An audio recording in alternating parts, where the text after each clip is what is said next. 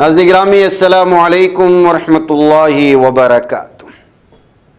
آج کی بات خاص بات میں آپ لوگوں کا استقبال ہے۔ ناظرین گرامی میں انصار عزیز ندوی اس وقت دن بھر سے آئی ہوئی کچھ اہم ترین خبروں کی تفصیلات لے کر حاضر ہوں۔ تفصیلات میں جانے سے پہلے آپ لوگوں سے جو درخواست ہوتی ہے اس پر توجہ کرنے کی اپیل کروں گا۔ آئیے پہلی خبر کی جانب بڑھتے ہیں۔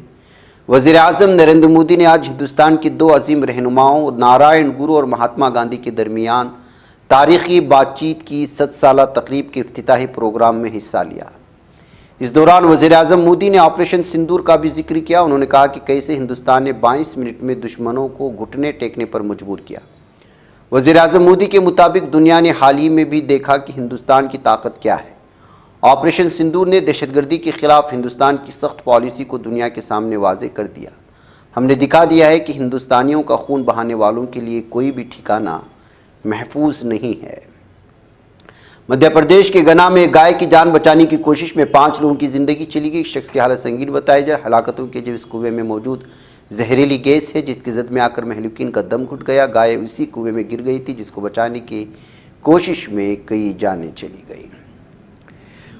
منگل کو AICC ہیڈ کوارٹرز میں ایک اہم پریس کانفرنس کرتے ہوئے مودی حکومت کی خارجہ پالیسی کو سخت تنقید کا نشانہ بنا۔ ان کا کہنا تھا کہ گزشتہ 11 برسوں میں وزیر اعظم نریندر مودی نے دنیا بھر میں اپنی چھوی بنانے پر جتنا وقت صرف کیا اتنا وقت ملک کی ساکھ مضبوط کرنے پر نہیں لگایا، اور آج اسی کا نتیجہ ہے کہ امریکہ جیسے ملک نے ہندوستان کے لیے سخت زبان میں ٹریول ایڈوائزری جاری کی ہے۔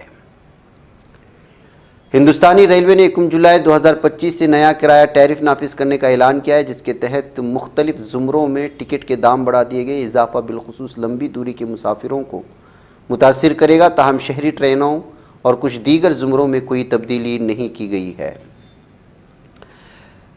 مہاراشٹر اور گجرات میں جاری موسلادھار بارش نے عام زندگی کو مفلوج کر کے رکھ دیا ہے۔ ممبئی، سورت اور رائے گڑھ میں شدید بارش کے باعث نہ صرف سڑکوں پر پانی بھرا بلکہ آمد و رفت میں بھی زبردست رکاوٹیں آ رہی ہیں۔ PDP سربراہ جموں کشمیر کی سابق وزیر اعلیٰ محبوبہ مفتی نے ایران کی جم کر تعریف کی۔ انہوں نے کہا کہ اسرائیل کے ساتھ لڑائی کے بعد مسلم ملکوں کے درمیان ایران کا قد کافی بڑھ گیا ہے۔ اس نے اسرائیل اور امریکہ کو اس کے گھٹنوں پر لاد دیا۔ میں ایرانی قیادت کی بہادری، عزم مصمم کو سلام کرتی ہوں۔ یہاں کی فوج اور لوگوں نے جس طرح سے اسرائیل کا مقابلہ کیا وہ قابل تعریف ہے۔ انہوں نے یہ بھی کہا کہ ایران کے پاس کوئی جوہری اسلحہ نہیں ہے لیکن یقین اور شہید ہونے کی قوت ارادی ہے۔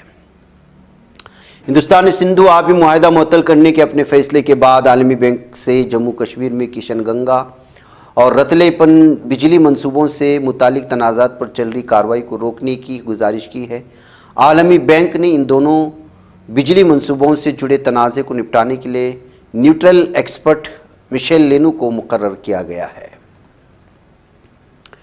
راہل گاندھی نے مہاراشٹر کے وزیر اعلیٰ دیویندر فڈنویس کے حلقے میں ووٹر لسٹ میں مشتبہ اضافے کو ووٹ چوری قرار دیتے ہوئے سخت حملہ بولا۔ انہوں نے اپنی ایک پوسٹ میں کہا مہاراشٹر کے وزیر اعلیٰ کے اپنے حلقے میں صرف 5 مہینے میں ووٹر لسٹ میں 8% اضافہ ہوا، یعنی بوتھوں پر 20 سے 50% تک اضافہ دیکھا گیا۔ BLOs نے نامعلوم افراد کو ووٹ ڈالتے دیکھا اور میڈیا نے ہزاروں ووٹرز کی نشاندہی کی جن کے پتے تصدیق شدہ نہیں ہیں۔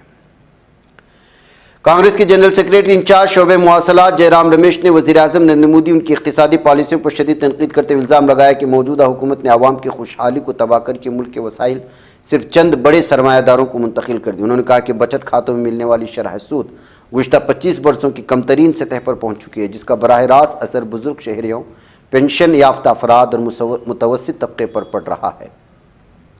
اڑیسہ میں 2 دلت نوجوانوں کو زبردستی گھاس کھلانے، گندا پانی پلانے، جانوروں کی طرح گھٹنوں کے بل چلنے پر مجبور کرنے کے واقعے پر قائد حزب اختلاف اور کانگریس لیڈر راہل گاندھی نے سخت رد عمل ظاہر کرتے ہوئے اسے منووادی کی سوچ کی بربریت قرار دیا۔ انہوں نے کہا کہ یہ واقعہ ان لوگوں کے لیے آئینہ ہے جو دعویٰ کرتے ہیں کہ اب ذات پات کوئی مسئلہ نہیں رہا۔ انڈیگو ایئر لائن نے منگل کو اعلان کیا کہ مشرق وسطیٰ میں بڑھتے ہوئے جغرافیائی سیاسی تناؤ کے پیش نظر احتیاطاً بند کی گئی پروازیں اب مرحلہ وار دوبارہ شروع کی جا رہی ہیں۔ اس اعلان کے مطابق مشرق وسطیٰ کی کئی ایئرپورٹس جیسے دبئی، دوحہ، جدہ، مدینہ، ابوظہبی، کویت، مکہ، شارجہ اور دیگر مقامات پر پروازوں کا سلسلہ احتیاطی تدابیر کے ساتھ بحال کیا جا رہا ہے۔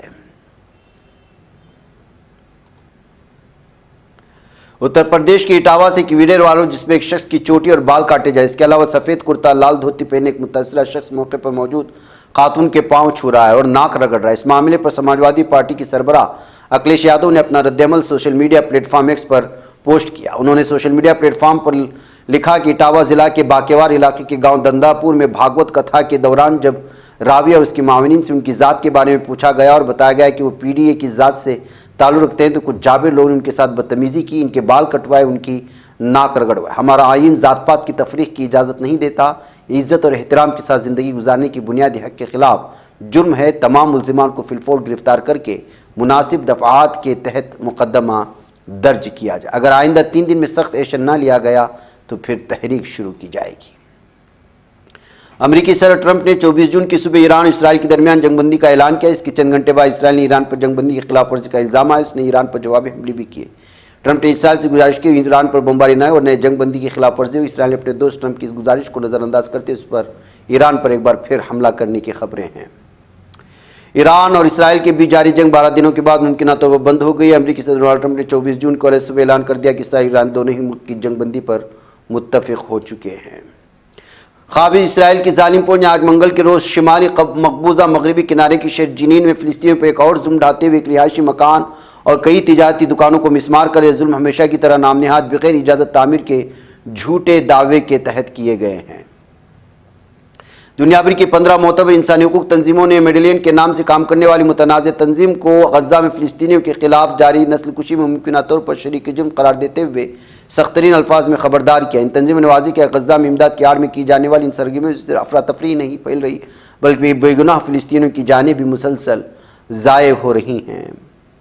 اسلامی تحریک مہزامت حماس نے غزہ میں قابض اسرائیل کی جانب سے جاری روزانہ کی بنیادوں پر فلسطینیوں کے قتل عام پر گہرے دکھ اور شدید غم و غصے کا اظہار کرتے پورے عالمی برادری عرب ممالک اسلامی دنیا سے مطالبہ کیا کہ فوری طور پر متحد ہو کر فلسطینیوں کے خلاف جاری نسل کشی رکوائیں اور بھوک کے مارے معصوم شہریوں کے خون سے ہاتھ رنگنے والے درندوں کو روکیں۔ قابض اسرائیل کی طرف سے فلسطینی عوام کے خلاف جاری نسلی کا خونی سلسلہ تھمنے کا نام نہیں لے رہا۔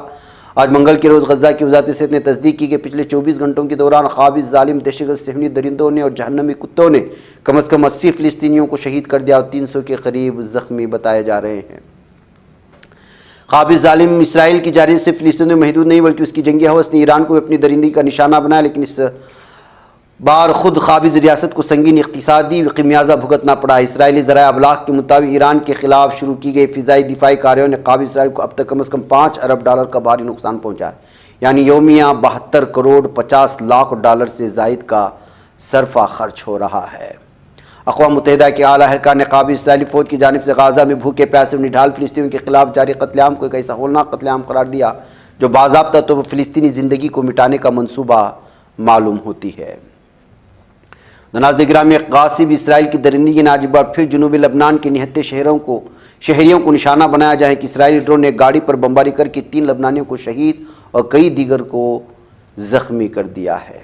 آج کی بات خاص بات میں اتنا، انشاءاللہ پھر ملاقات ہوگی۔ السلام علیکم ورحمۃ اللہ وبرکاتہ۔ یہ چینل حق نگر بن کر کچل دیتا ہے فتنوں کو، اگر گندی ہو پالیسی تو مرتے دیکھ کتنوں کو، اسی بازار میں بکتے ہوئے دیکھا ہے سپنوں کو، سبھی یکساں ہے یہ پیغام دو غیروں کو اپنوں کو، وطن اہل وطن کا ہے گلے بے خار